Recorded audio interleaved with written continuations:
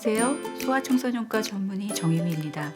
우선 지난번 동영상 정답부터 말씀드리겠습니다. 문제 23.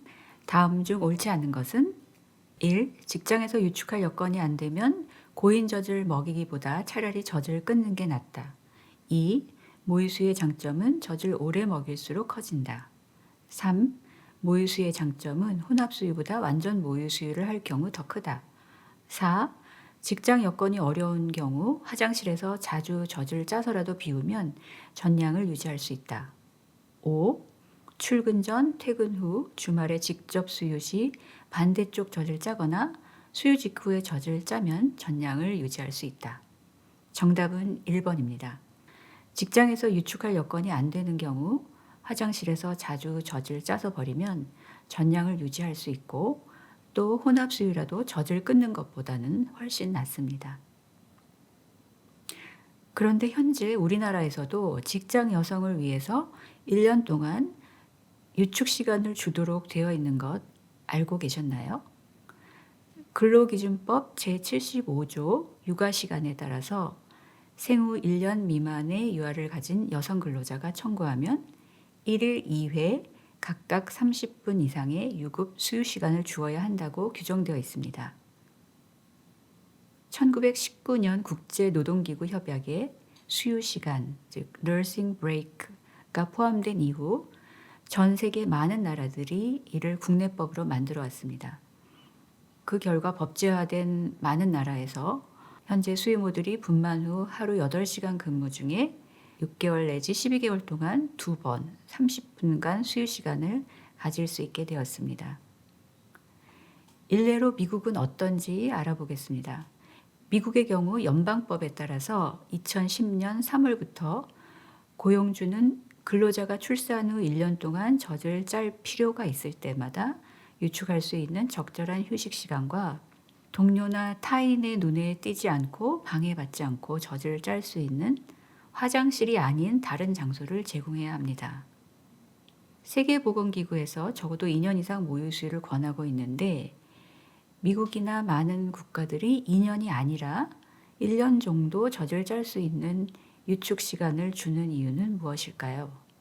6개월경부터 아기가 고형식, 즉 이유식을 먹기 시작하면 유축 횟수가 줄어들고 12개월 내지 15개월부터는 대부분의 여성들이 유축을 하지 않기 때문입니다.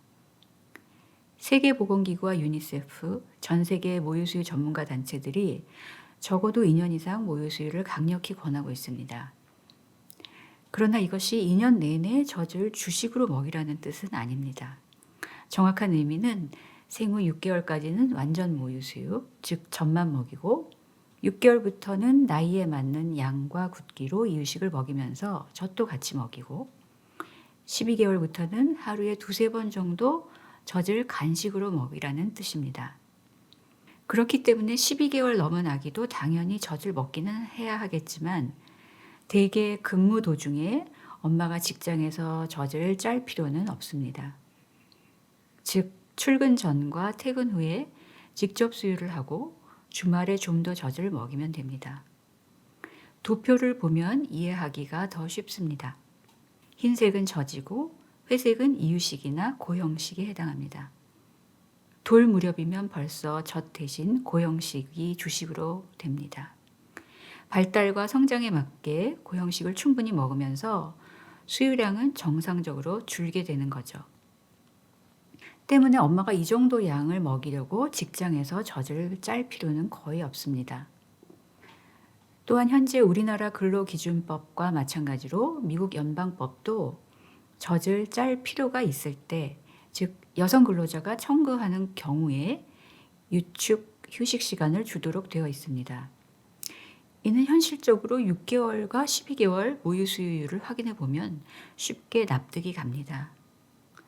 미국은 2016년 6개월과 12개월 모유 수유율이 각각 57.3, 37.6%였고 한국은 2018년 48.1, 43.9%입니다.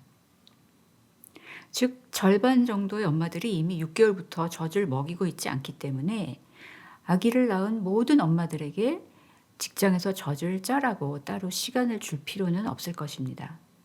즉 돌 미만 아기 중에서 아직 젖을 먹이고 있고 유축을 원하는 경우 젖을 짤 시간과 공간을 마련해 주면 될 것입니다. 참고로 가장 최근 2014년 국제노동기구 자료에 따르면 한국 외에 분만 후 1년 동안 유축 휴식 시간을 주고 있는 OECD 국가는 미국, 프랑스, 스위스, 포르투갈, 이탈리아, 그리스, 체코, 터키, 중국 등입니다. 영국이나 호주, 캐나다, 덴마크, 핀란드, 아이슬란드는 유축 휴식 시간이 법제화되어 있지 않고 아일랜드, 이스라엘, 슬로바키아는 6개월, 네덜란드, 스페인, 벨기에, 헝가리는 9개월, 뉴질랜드, 스웨덴, 폴란드는 기간 제한 없이 수유 휴식 시간을 주고 있습니다. 출산 휴가를 마치고 다시 일을 시작하는 엄마들은 근로기준법 75조를 꼭 기억하고 고용주와 미리 의논을 하시기 바랍니다.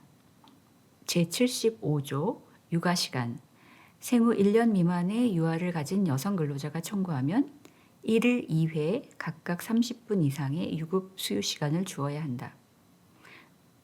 정유미의 모유 이야기를 잘 보셨나요? 아직 구독을 누르지 않으신 분들은 구독과 좋아요를 눌러주시면 큰 힘이 됩니다. 그럼 오늘 문제입니다. 문제 24. 다음 중 세계보건기구의 모유수유 권장 내용과 부합되지 않는 것은 1. 세계보건기구는 첫 6개월간 완전 모유수유를 권장한다.